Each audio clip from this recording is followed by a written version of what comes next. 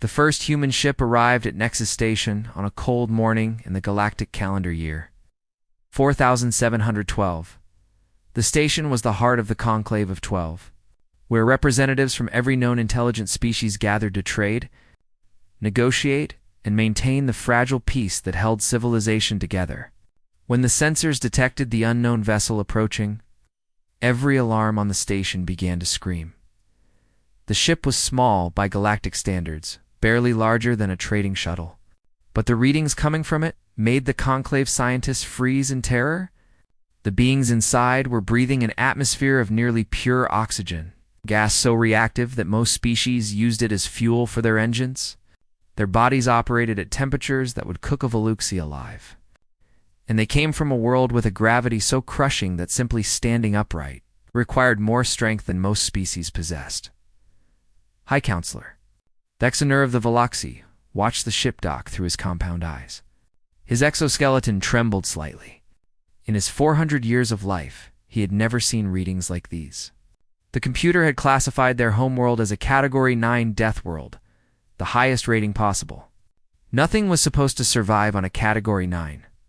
Nothing intelligent. Anyway, the airlock opened, and the humans stepped out. There were 3 of them.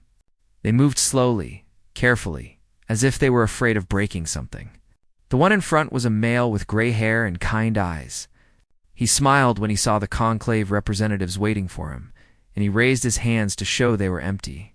"Hello," he said, and his voice was soft and warm. "My name is Daniel Vance. I represent the people of Earth.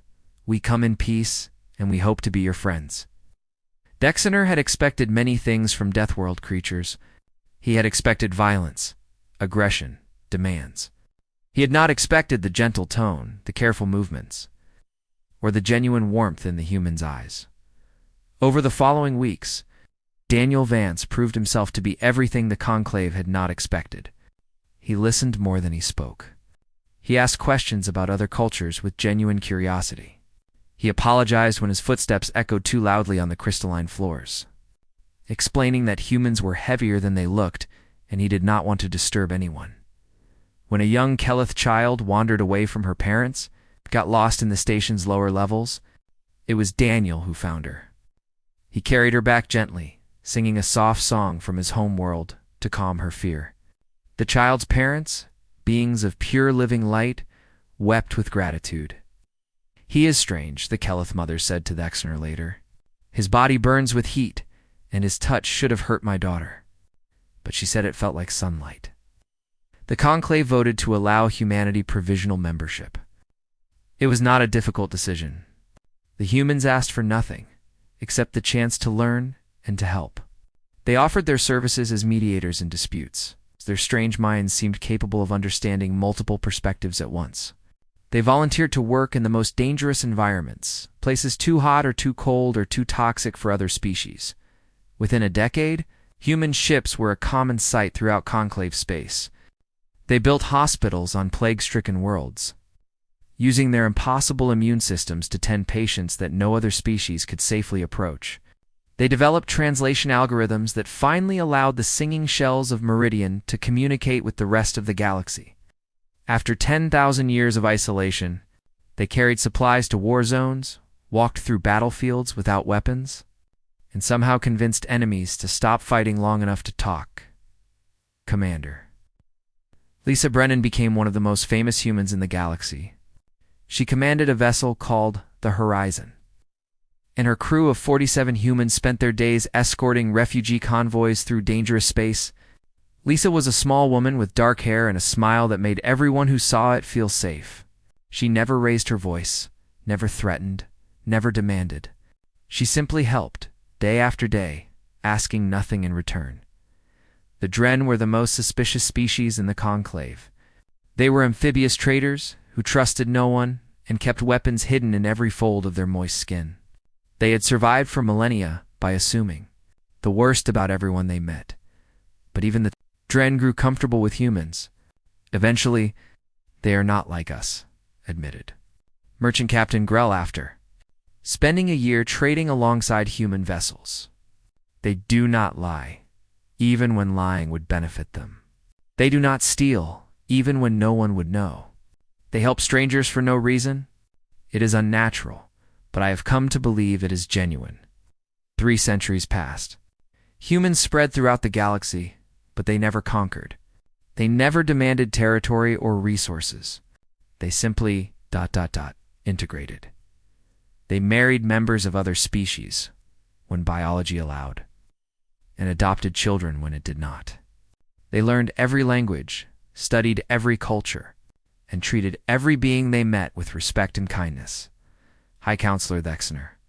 Now ancient, even by Veluxy standards, often thought about the day the first human ship had arrived. He remembered his terror, his certainty that these Deathworld monsters would bring destruction. He had been so wrong. They were almost too helpful, he remarked to his advisors one evening, watching a human medical team treat victims of a mining accident. It makes one wonder what they are hiding. His advisors laughed. Everyone knew humans by now. They were the gentle giants of the galaxy, the kind souls who chose healing over harm, who built instead of destroyed, who loved instead of hated. No one remembered what Earth had really made. No. One remembered that evolution did not create kindness on Deathworlds. It created survivors. It created predators. It created beings so dangerous that they had nearly destroyed themselves a dozen times before they ever reached the stars. The humans remembered. They remembered the ice ages they had survived, the predators they had hunted to extinction, the wars that had killed millions of their own kind. They remembered the nuclear fire they had invented and almost used to end their own existence. They remembered, and they had chosen to be different. Every day, with every action, every smile, every gentle word, humans chose kindness. It was not their nature. Their nature was something older, something darker, something that slept in the depths of their genes and dreamed of blood. But they had locked that part of themselves away, sworn to never let it out again. The galaxy saw only the kindness. The galaxy grew comfortable. The galaxy forgot that humans were still underneath everything. The most successful predators their deadly world had ever produced. Lisa Brennan stood on the bridge of the horizon, watching a convoy of refugee ships reach safety. She smiled her warm smile, the one that made everyone feel protected. But sometimes, late at night when she was alone, she thought about the old stories from Earth, stories of warriors and conquerors, of armies that had marched across continents, of soldiers who had fought through horrors that would break any other species. She hoped those stories would stay stories forever. She hoped no one would ever make humanity remember what it truly was. The Kethver came from the darkness between galaxies. No one knew they were coming. No sensor detected their approach. One moment the outer colony of Threshold was a peaceful mining settlement of 3 million Dren, and the next moment it was gone. Not destroyed. Gone. Every building, every ship, every living being simply vanished without a trace. The Conclave sent investigators. They found nothing except a single recording, transmitted in the final seconds before Threshold disappeared. The recording showed ships unlike anything anyone had ever seen. They were massive, each one larger than a small moon, built from black metal that seemed to absorb light itself. They bristled with weapons that made no sense to Conclave scientists. And on the recording, it's barely audible over the screaming, was a sound that would haunt the galaxy for years to come.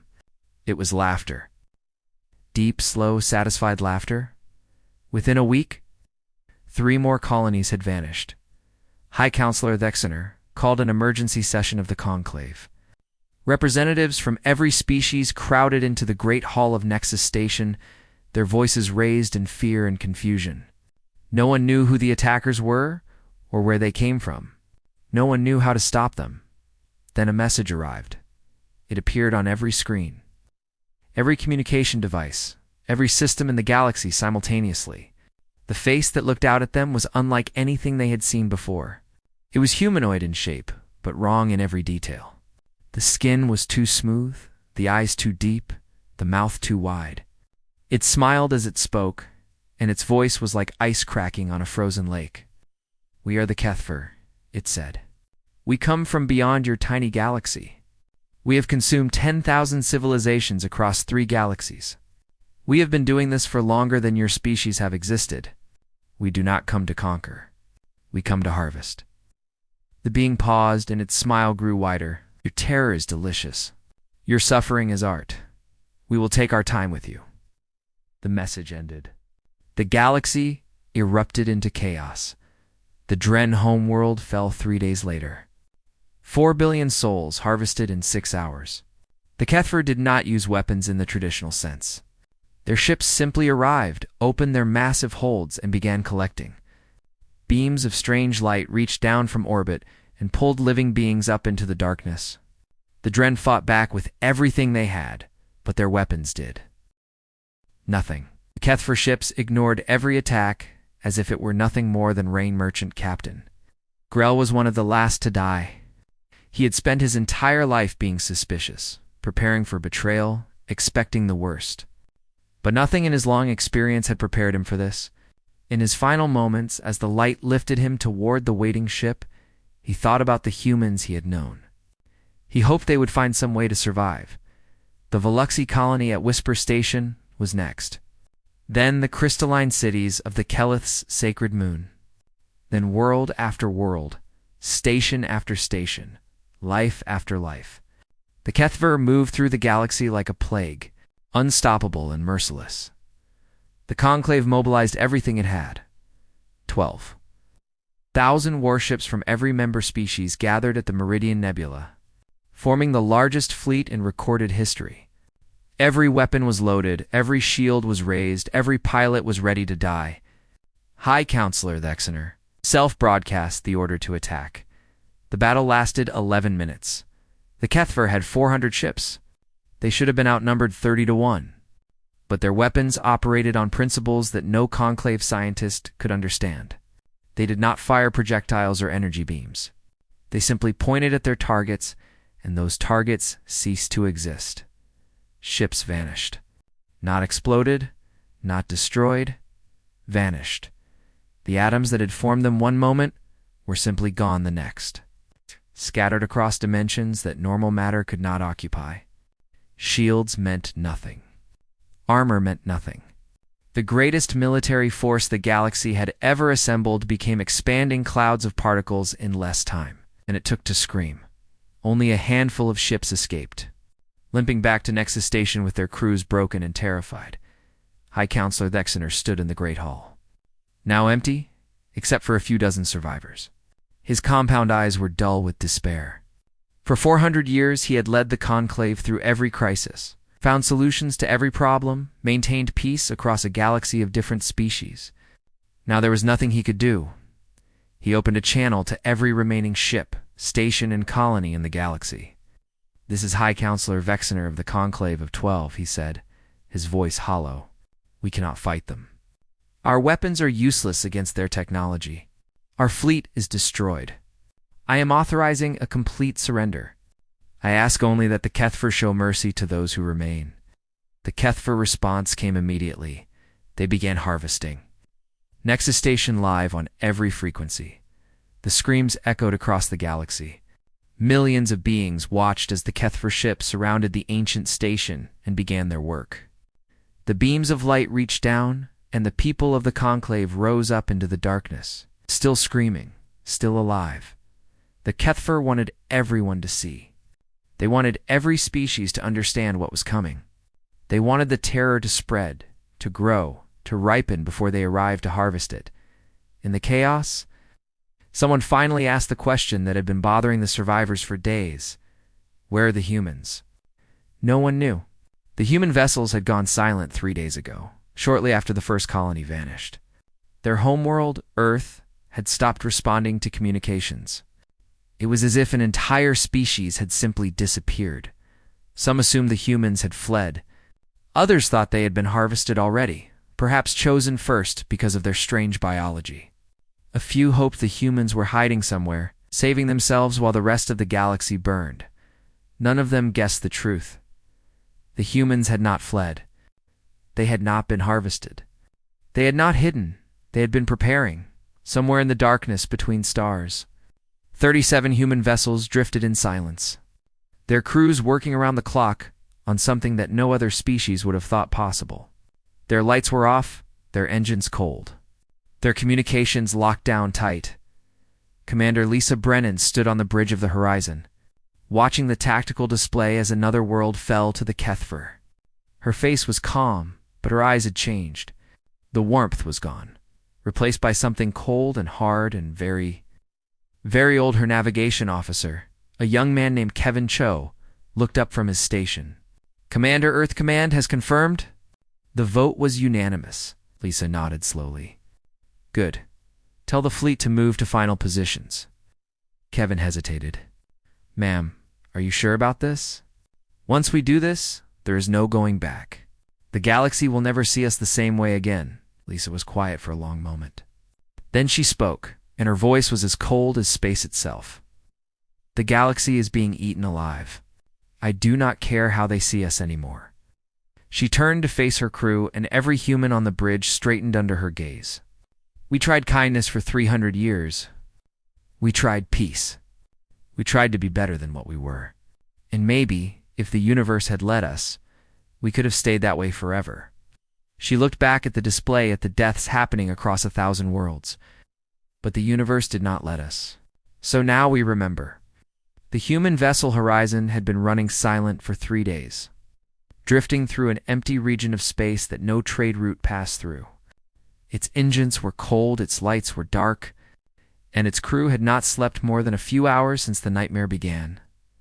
Commander Lisa Brennan stood on the bridge, her hands clasped behind her back, her eyes fixed on the tactical display that showed the slow death of the galaxy. Red markers indicated Kethver positions. Each marker represented millions of deaths. Each hour brought new markers, new deaths, new horrors. "Status report," she said quietly. Kevin Cho, her navigation officer, responded without looking up from his console. "All 37 human vessels have reached assigned positions. Communication blackout remains in effect. No indication that the Kethver have detected our movements." And Earth Command confirms full mobilization is proceeding ahead of schedule. Admiral Santos reports the Mothball fleet will be combat ready in 72 hours. The orbital defense platforms are already active. Kevin paused. "Ma'am, they are also activating Protocol Omega." A murmur ran through the bridge crew. Protocol Omega was something every human knew about, but no one discussed. It was the final option. The weapon that Earth had built during the last great war between human nations, centuries before first contact. It had been locked away, hidden in bunkers deep beneath the surface, sealed with codes that required unanimous agreement from every nation on Earth to unlock. "Understood," Lisa said. Her voice showed no emotion. Maria Santos, the communications officer, turned from her station. "Commander, I am receiving a transmission from the Kethver flagship. They have detected our presence." She paused, listening. "They are laughing at us. They say they have never harvested Deathworlders before. They want to see if we taste different." Lisa was silent for a long moment. The bridge crew watched her, waiting. Some of them had served with her for decades. They had seen her smile through 100 crises, calm passengers during pirate attacks, comfort dying aliens in her arms. They had never seen the expression that was on her face now. "Open a channel," she said finally. "Not to the Kethver, to everyone else. Every ship, every station, every colony, every world that still has the ability to receive." Maria's fingers moved across her console. "Channel open, Commander. You are broadcasting to the entire galaxy."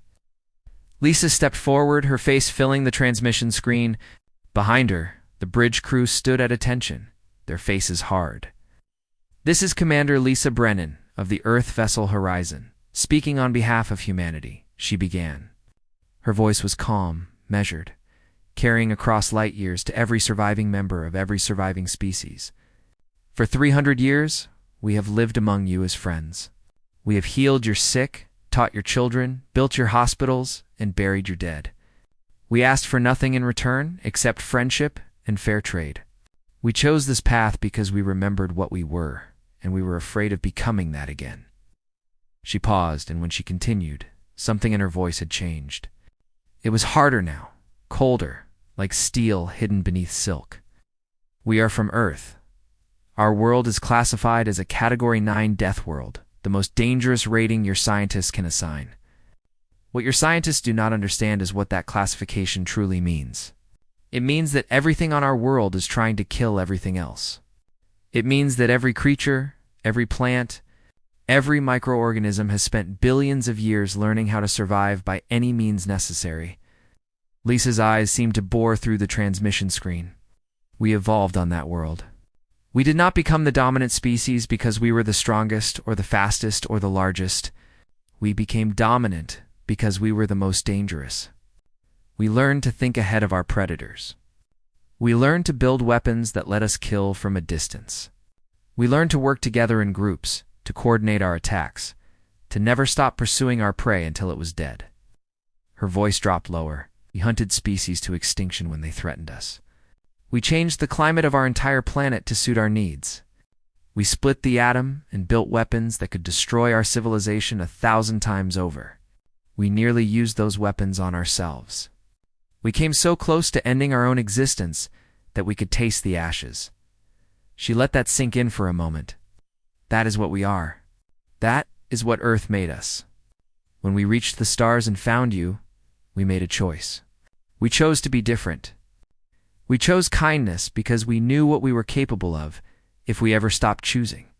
Every smile, every gentle word, every act of healing was a conscious decision to be better than our nature.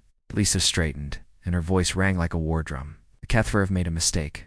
They looked at our kindness and saw weakness. They watched us help and heal, and assumed we had forgotten how to hurt. They thought they could harvest us like they harvested the others, that we would scream and die like prey. Her hands curled into fists at her sides. We are not prey. We have never been prey. For 300 years we pretended to be something we are not, and we were happy in that pretense. But the Kethver have killed 4 billion Dren. They have destroyed the sacred moon of the Keleth. They have consumed world after world while we watched. Her voice dropped too, barely above a whisper, but it carried across the galaxy like thunder. We watched our friends die. We watched children pulled into the sky while their parents screamed. We watched everything we helped build burn. And with every death, with every scream, with every world that fell, the thing we had locked away inside ourselves woke up a little more. She looked directly into the transmission lens. To the Kethver, you wanted to know if Deathworlders taste different. You are about to find out that Deathworlders do not get eaten. They do the eating. You have spent millions of years preying on species that evolved in gentle places. Species that never had to fight for survival. Species that did not know what real predators look like. Lisa smiled. And it was not a kind smile. We know what real predators look like. We see them every time we look in a mirror. She took a deep breath. To the rest of the galaxy, we are sorry. We are sorry for what we are about to do. We are sorry that we cannot remain the gentle friends you knew. But we will not let you die. Whatever it costs us, whatever we must become, we will not stand by and watch you be harvested. Her voice broke slightly, and for just a moment, a trace of the old warmth flickered in her eyes.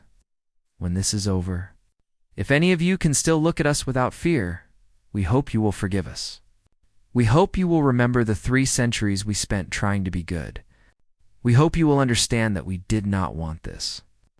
The warmth vanished, replaced by something ancient and terrible. But we were always capable of it. She raised her hand in a signal to cut the transmission. Da-da-da-da. The Kethver wanted to teach the galaxy fear. They are about to learn why nothing on Earth was ever afraid of the dark. The dark was afraid of us. The transmission ended. Across the galaxy, survivors stared at their screens in stunned silence. The humans they had known for centuries, the kind souls who healed and helped and never raised their voices, had just declared war on the most powerful force the universe had ever seen, and somehow, impossibly, the survivors felt hope for the first time since the harvesting began, deep in the engineering section of the horizon. A man named Patrick Cole had not slept in 53 hours. His eyes were red, his hands shook from too much coffee, and his mind was racing faster than it had ever raced before. Around him, screens displayed data that would have taken any other species decades to analyze. Patrick was processing it in real time, because that was what humans did when survival was on the line. "Talk to me, Patrick." Commander Brennan's voice came through the intercom. "What have you found?" Patrick wiped sweat from his forehead and stared at the readings. The Kethver are not entirely physical. Their bodies exist partially in normal space and partially in subspace. That is why our weapons do not work on them. When we shoot at them, we are only hitting part of them. The rest is somewhere else, somewhere our weapons cannot reach. Can we change that? Patrick's fingers flew across his keyboard. I think so. If they exist in multiple dimensions, they must have a point where those dimensions connect. A resonance frequency. If we can find it and hit it with the right energy pulse, we can destabilize their entire structure. There was a pause. How long will it take to find this frequency? I already found it. Patrick allowed himself a small smile. I just need 6 hours to modify our weapons to produce it. Maybe 5 if we do not sleep. Commander Brennan's voice came back, and there was something like pride in it. Patrick, humans went 82 hours without sleep during the Manhattan Project. You have 4 hours. Make it work. Patrick nodded and got back to work. Across the human fleet, similar scenes were playing out. Doctors who had spent their careers healing were now designing weapons. Teachers who had never raised their voices were calculating kill trajectories. Engineers who had built hospitals were retrofitting cargo ships with armor plating and missile tubes. The Kethvar had seen humans as soft creatures, weakened by centuries of peace. They did not understand that human kindness was a choice, not a limitation. They did not understand that the same minds that created medicine could create poison, that the hands that healed could just as easily kill. And on Earth, something far larger was awakening. Admiral Carmen Santos stood in the command center of Earth Defense, watching her screens with grim satisfaction. Around her, officers worked at a pace that would have killed any other species. They had not stopped since the alert came 3 days ago. "Status report," she ordered. "Mothball Fleet Alpha is fully operational," reported her aide. 600 warships, all armed with the modified weapons. Mothball Fleet Beta will be ready in 12 hours. Fleet Gamma in 24, Carmen nodded. The Mothball fleets were ships that had been built during the dark days before first contact. When humans still fought each other over resources and ideology, they had been preserved in orbit around distant moons, maintained by automated systems, waiting for a day that everyone hoped would never come. That day had come. "What about the sleepers?" Carmen asked. Her aide hesitated. "The sleeper facilities report full readiness. 600,000 soldiers in cryogenic suspension. All veterans of the last war. They can be awakened and combat ready within 48 hours. The last war had nearly ended humanity. It had been fought with weapons so terrible that even thinking about them made Carmen feel sick. The soldiers who had survived it were the deadliest human beings ever produced. Trained in methods that civilized society had tried very hard to forget, Carmen had hoped those soldiers would sleep forever. "Wake them," she said. "Wake all of them."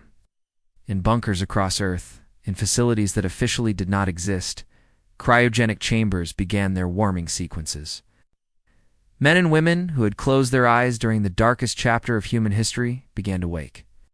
They had been told when they volunteered to sleep that they would only be awakened if humanity itself was threatened.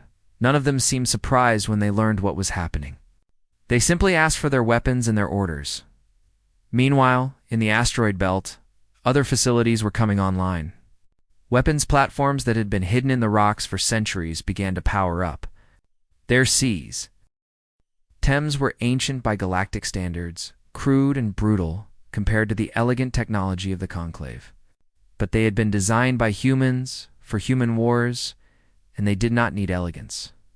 They only needed to kill. The Kethver detected the energy signatures and paused their harvest. Curious. They had consumed 10,000 species across 3 galaxies. They had seen every type of resistance, every desperate attempt at defense. Nothing had ever surprised them. The readings from Earth surprised them. What are they doing? The Kethver commander asked, studying the data from his flagship. Those energy signatures are enormous. Their weapons should not be able to produce that kind of output. Perhaps they are bluffing, suggested one of his subordinates, trying to frighten us with displays of power they do not actually possess. The commander considered this. It made sense. Every species they had encountered had tried some form of deception before the end. It never worked, but they always tried. Continue the harvest, he ordered. Let them see that their tricks are meaningless. The Kethver fleet moved toward the next target, a refugee station where the survivors of a dozen worlds had gathered. Millions of beings huddled in the corridors, waiting to die.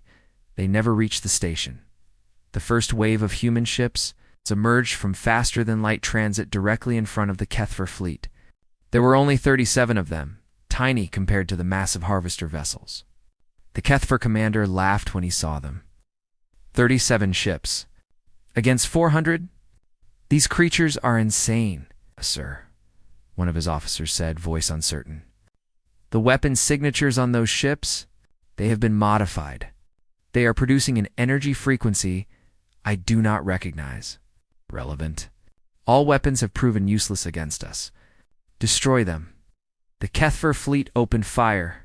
Reality-warping beams lanced out toward the human vessels. The same weapons that had destroyed 12,000 Conclave ships in 11 minutes. The human ships did not try to dodge. They flew straight into the beams, their shields flaring with impossible light. Direct hits, reported the officer. All 37 vessels. Wait. Sir, they are still coming. Their shields are holding. The Kethver commander felt something he had not felt in a million years. Confusion. How is that possible? Nothing can withstand our weapons. On the bridge of the horizon, Patrick Cole allowed himself a moment of triumph. His modifications worked. The human shields were now tuned to the same dimensional frequency as the Kethver weapons, reflecting the attack back into subspace before it could cause damage. Their weapons are neutralized, Commander, he reported. Now let us see how they like ours. Commander Lisa Brennan nodded. All ships, open fire. The human vessels fired in unison. The weapons they had created in the past 4 hours were not elegant. They did not warp reality or unmake matter. They simply produced a massive pulse of energy at the exact frequency that held the Kethver. Together, the first Kethver ship came apart. It did not explode. It simply ... dissolved. The dimensional anchors that held its structure together failed. The ship scattered across a dozen different realities at once. One moment it was there, and the next moment it was nowhere. The Kethver commander stared at his display in shock. In 10 million years of harvesting, they had never lost a ship to prey. All vessels attack pattern Omega. He screamed, "Destroy them. Destroy them now." But the human ships were already moving, weaving through the Kethver formation with the precision of apex predators who had finally found something worth hunting. They fired again and again, and with each shot, another Kethver vessel dissolved into nothingness. Behind them, in the darkness of space, the first ships of Earth's mothball fleet emerged from faster-than-light transit. 600 warships, then 600 more, then 600 more. The Kethver. Commander looked at the numbers and felt something else he had not felt in a million years. Fear. Retreat, he ordered. All ships retreat. But the humans did not let them retreat. The humans pursued, firing without pause, dissolving ship after ship as the Kethver fled. For the first time in their ancient history, the harvesters had become the prey. And somewhere in the watching galaxy, a survivor whispered what everyone was thinking. What have we been living beside all this time? The war lasted 43 days.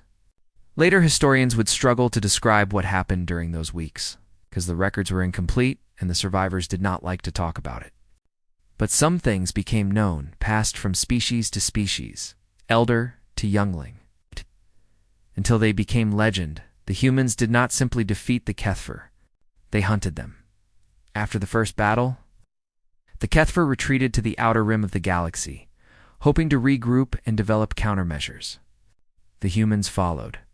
When the Kethver fled beyond the galactic edge, into the cold space between galaxies, the humans followed. When the Kethfer scattered in 100 different directions, hoping to lose their pursuers in the vastness of the universe. The humans split their fleet and followed every single one. No Kethfer vessel was allowed to escape. No Kethfer colony was left standing. No Kethfer survivor was granted mercy.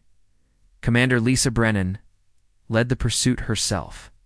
The woman who had once sung lullabies to lost children now commanded a fleet of destroyers that carved through Kethfer, spaced like a scalpel through diseased flesh. Her crew had not slept more than a few hours since the war began.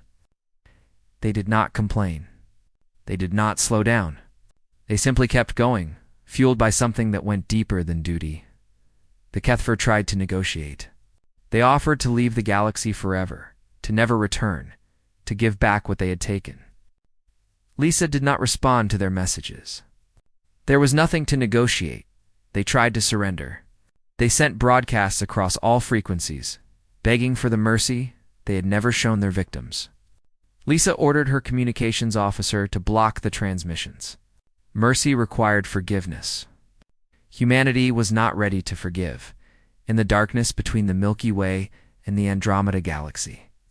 The human fleet finally found what they had been looking for. The Kethfer homeworld was not a planet.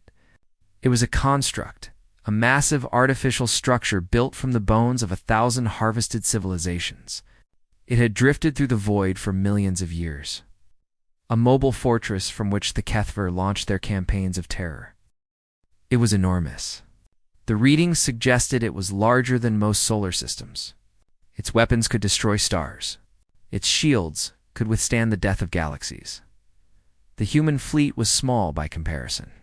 1,800 ships, crewed by exhausted soldiers who had been fighting without rest for over a month. Lisa looked at the construct on her display and felt nothing.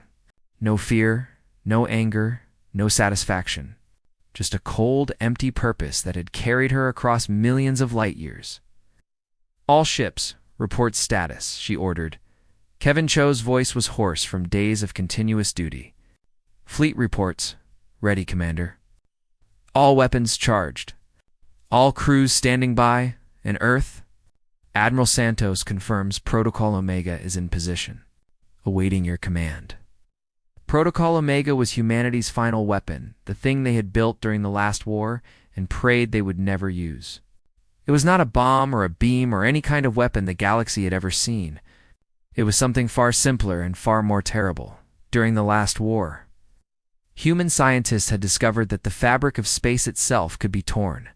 They had built a device that could create a hole in reality, a wound that would never heal, a void that would grow and grow until it consumed everything around it. They had hidden it away because even humans were afraid of it. Lisa had ordered it. It's brought out of storage. She had ordered it loaded onto a stealth vessel. She had ordered that vessel to take position behind the Kethfer, construct while the fleet distracted them with attacks. Now it was time to use it. "All ships began final assault," Lisa ordered. "Draw their fire. Keep them focused on us." The human fleet surged forward, 1,800 ships against a structure the size of a solar system. It should have been suicide. The Kethfer weapons reached out, dissolving ship after ship, but the humans did not slow down. They kept coming, firing their modified weapons, dying by the hundreds. They were not trying to destroy the construct. They were buying time in the shadow of the construct, undetected by any sensor. A single stealth vessel opened its cargo bay. Inside was a device that looked almost fragile, a delicate arrangement of crystals and circuits that glowed with an unsettling light. Protocol Omega activated. The effect was not immediate. At first, there was only a small point of darkness, so small that no sensor could detect it. But the darkness grew. It spread like ink dropped in water, reaching out in all directions, consuming everything it touched. The Kethfer noticed too late. By the time their sensors detected the anomaly, it had already grown too large to stop. The edge of the void touched their construct, and the construct began to disappear, not explode. Not collapse, disappear. The void consumed matter and energy alike, pulling everything into itself, growing larger with every bite.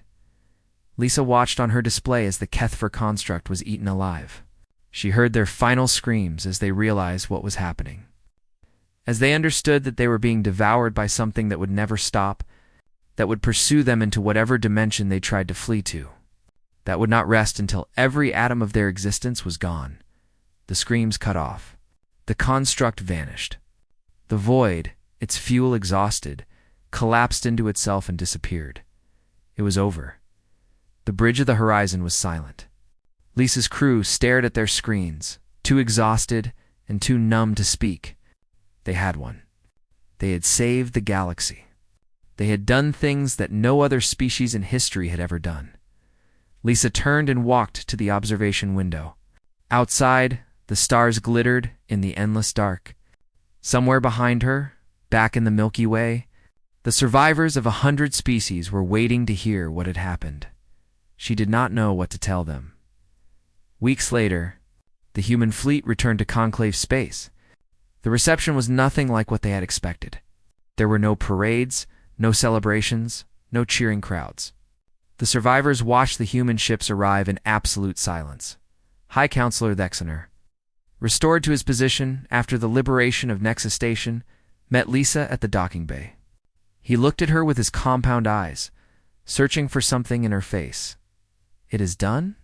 he asked. "It is done. The Kethver are gone. All of them. Every ship, every colony, every individual. They will never threaten anyone again." Thexener was quiet for a long moment. "You pursued them across the void between galaxies. You hunted them for 43 days without stopping. You used a weapon that destroys reality itself. Yes, and you did all of this in less than 2 months. From the first attack to the final victory.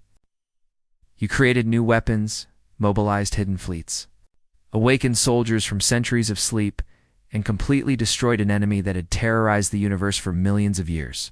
Lisa met his gaze without flinching. "Yes," Thexener's exoskeleton trembled slightly.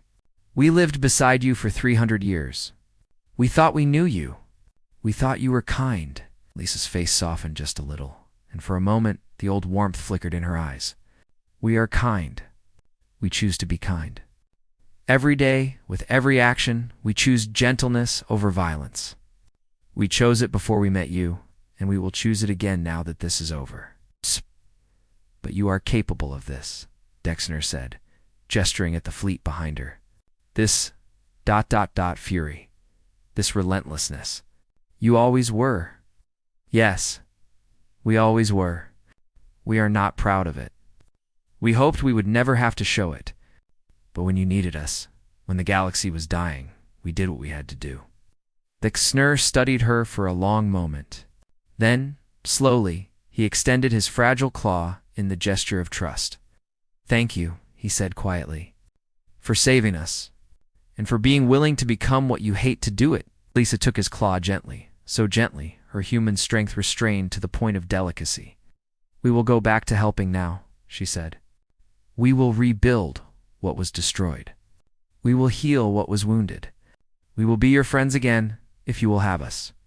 "We will have you," Thexener said, "but we will never forget what we saw." Lisa nodded. "Neither will we." In the years that followed, humans returned to their humanitarian work. They rebuilt colonies, healed survivors, and buried the dead. Commander Lisa Brennan went back to escorting refugee convoys, her smile warm again, her movements slow and gentle. But things were different now. The other species treated humans with a new kind of respect, one that carried an edge of caution. When a human smiled, people smiled back. When a human offered help, people accepted gratefully. But underneath every interaction was the memory of what humans had done when pushed. The legend spread to every corner of the galaxy. It was told to children before bed, 2 new species when they achieved first contact, 2 soldiers before battle. The lesson was always the same. Humans choose to be kind. They work harder at peace than any species in the cosmos. They genuinely want to help, to heal, to build, rather than destroy. But it is a choice. Every day they wake up and choose to be gentle. It is not their nature. It is their discipline. And if something ever makes them stop choosing, if something ever threatens what they love enough to wake the darkness that sleeps in their genes, Then the galaxy will learn what 10,000 years of evolution on a death world truly produces. The Kethver learned that lesson. They are not around to share it. Be kind to humans. Accept their help, their healing, their friendship. They offer it sincerely. They offer it with love, but never ever make them remember what they really are.